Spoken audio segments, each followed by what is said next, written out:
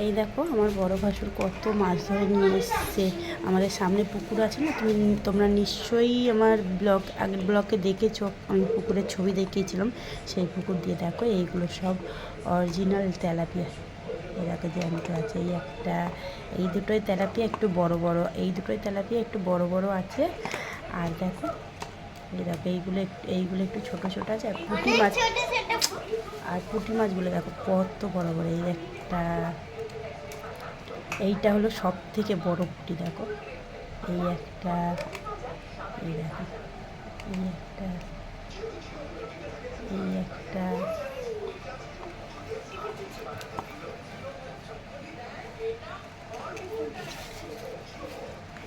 এই একটা,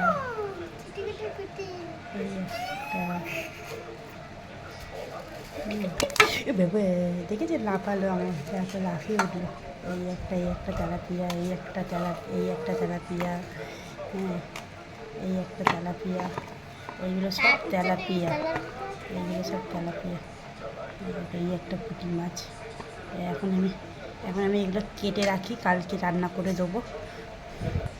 আমার বড় ভাসুর আবার আমার হাতে তেতো মানে উচ্ছে দিয়ে রান্না করে দিলে উনি খায় ভালো। তো আমি কালকে দেখি, আমার শরীর এমনি ভালো না, পারছি না আমি কিছু করতে, তাও আমি কালকের আমি দেখবো, করে দেবার চেষ্টা করবো একটুখানি।